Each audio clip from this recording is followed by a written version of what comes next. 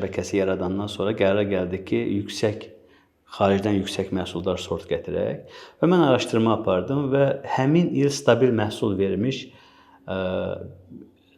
Almaniyada iki sort var idi. Aventinus və Chivignon sortları. Bunlar Saten Union şirkətinin yaratdığı sortlardır. Və bir də arpa sortu var idi, Suelen sortu. Biz nəsə yazışmalar apardıq. Bu sortları tədqiqat məqsədi ilə Azərbaycana gətirdik. Və mən bunları həm dəmiyə şəraitinə, həm suvarma şəraitinə apardıq. Almaniyada bu sortlar 11 ton məhsul verirdi. 110 sentner. Böyük sahələrdə. Və orada bizim bir Azərbaycan dostumuz var, Rasim bəy, bizə o işdə yardımcı olmuş. Təşəkkür elədik ona o vaxtda. İndi də təşəkkür edirəm ki, o çox əziyyət çəkmişdi. Deməli, qəribən biz həmin sortları sifariş vermişik və onlar Azərbaycana gəliblər. Mən onları əkmişəm, yerli sortlarla bərabər. Qırmızı gül və Qobustanla bərabər əkmişəm. Yerli sortlar 48-52 sentner məhsul verdi. Oradan gətirilən sortlar biri 28 sentner məhsul verdi, biri də 31 sentner məhsul verdi və sonrakı illər məhsuldarlıq heç dəyişmədi. Biraz da aşağı düşdü. Bizim sortlar mən baxdım rəqabətdə olar. Düzdür, bütün sortlara aid etmək olur. Mən gətirdiyim, orada yüksək məhsul verən sort faktiki burada məhsul vermədi. Bizə yazılır ki, bunları kim əkəcək? Deməli, bizə 1 euro 20 sentə toxum satır və hələ şərt qoyur ki, bunu kim əkəcək? Biz də o vaxt bir neçə seleksionerin CV-sini göndərdik, onlar da toxum satsınlar. Görə imicini qoruyurlar da. Təsəvvür edin ki, deməli, bahalı sort toxum satır və şərt qoyur ki, bunu əkənləri mənə göstər. Mənə çox maraqlı gəlmişdi. Mən o şirkətin tarixçəsini araşdırdım. Gördüm ki, deməli, 2 dənə seleksiya və 2 dənə toxumçuluq şirkətinin birləşməsindən Saten Union şirkəti yaradılıb və bu şirkət demək Avropanın çox hissələrinə toxum satır. Və ondan sonra mənə bu özəl seleksiya çox maraqlı gəldi. Mən Türkiyədə də getdim bu Tekfen şirkətinin özəl toxumçuluq laboratoriyalarında oldum.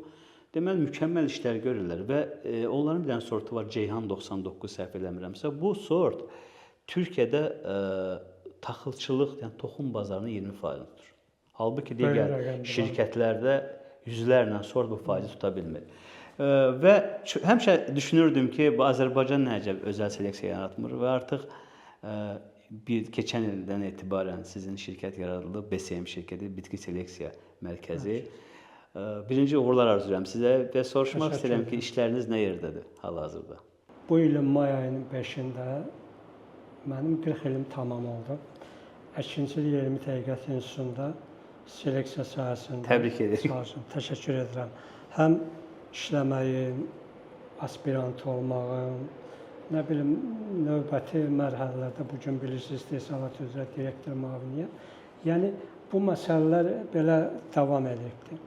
Mənim özümdə də yəni, təxminən 2009-2010-cu illərdən bir maraq yarandı ki, mən özəl olaraq bu işlərlə məşğul olum və fərdi olaraq məşğul olmağa başladım.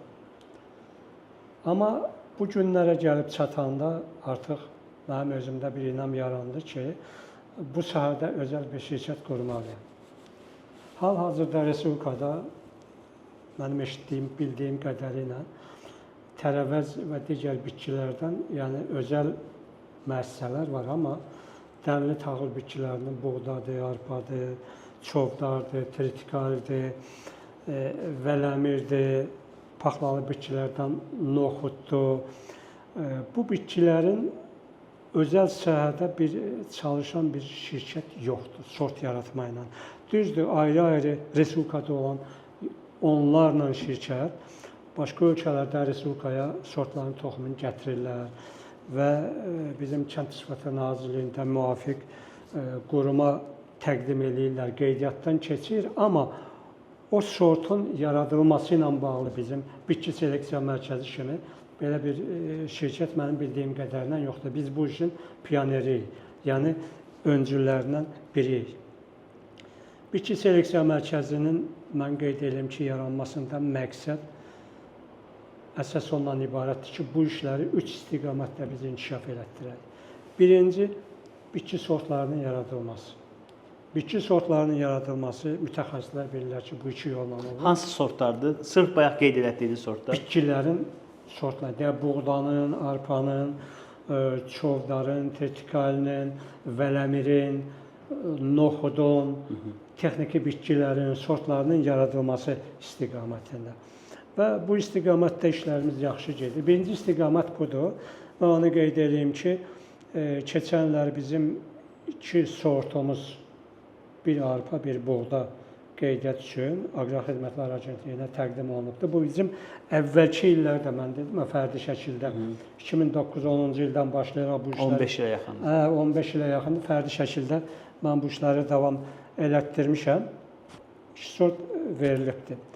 Bundan başqa bizim özəl şirkətlərlə yəni əlaqəmiz var. İndi növbəti suallarda mən bu məsələyə toxunacağam. Əməkdaşlıqla bağlı gələndə onlar üçün də onların sifarişinə uyğun sortların yaradılması. Məsəl üçün şirkətin bizi əməkdaşlıq edirik. Bizə müraciət edib məlumat verəcəm ki, bizim şirkətə, bizim torpaqlarda becərmək üçün duza davamlı buğda arpa sortları lazımdır və biz rəsmi şəkildə müqavilə yolu ilə bu işləri icra edirik. İkinci istiqamət toxumçuluq istiqamətində. Deməli, bizim mövcud qanunvericiliyə görə